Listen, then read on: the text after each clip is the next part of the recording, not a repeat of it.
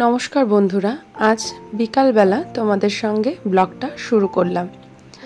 দেখো, আমাদের বাড়ির সামনে যে উনুন ছিল আর কাঠঘর ছিল, কলতলা ছিল, সেগুলো সব ভেঙে নতুন করে আমাদের এখানে একটা গ্যারেজ হবে। কারণ আমাদের গাড়িও তিনটে, মানে স্কুটি, দুটো বাইক আর সাইকেল আছে। এসব নিয়ে বারান্দায় রাখাটাও খুব মুশকিল হয়ে যায়, চলাফেরা করা যায় না, পরিষ্কার করা যায় না।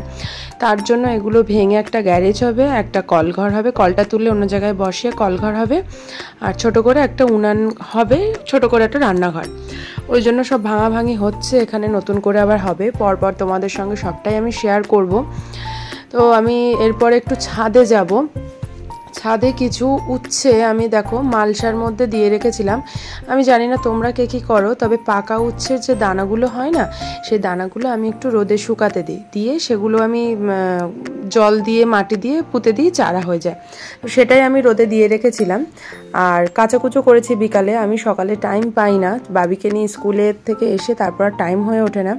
তো কাচাকুচো করে সেগুলো মেলে দেবো। আর এখানে আমার হাজব্যান্ডের পোতা পদ্ম ফুল গাছ, এখানে পদ্ম ফুল হলে সেটাও তোমাদের সঙ্গে জানাবো নিশ্চয়ই গাছটা। তো দেখো, বিকালবেলা এই ছাদে এসে একটু ঘোরাঘুরি করতে ভালো লাগে, তবে যদি গরমটা একটু কম থাকে, আর হাওয়া চললে তো আর কোনো কথাই নেই। এখানে মা পরিষ্কার করে নিচ্ছে, আমি চলো উপরের কাজগুলো কিছু মিটিয়ে নিই।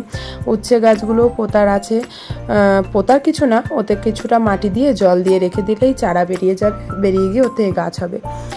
যা হয় বাড়িতে আমার বেশ ভালো লাগে, আমার সবজির গাছ লাগাতে খুবই ভালো লাগে, তার জন্যই করা। এমনি তো আমাদের কোনো জায়গায় নেই লাগানোর, মাটি ছাড়া এগুলো অতটা ভালো হয় না। তবে মালসা করে লাগাই, টবে লাগাই, গাছগুলো হয়ে যায়, খারাপ না।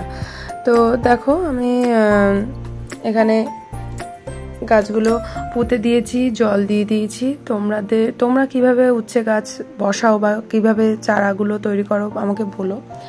নিচে এসেছি, নিচে এসে কিছু কাজ ছিল আমার। এটা অনেক দিনের ব্লগ, যেহেতু সেই পরে আপলোড হচ্ছে, তাই শীতের জিনিসগুলো তখনও তোলা হয়নি, সেটাই তোমাদের সঙ্গে শেয়ার করছি।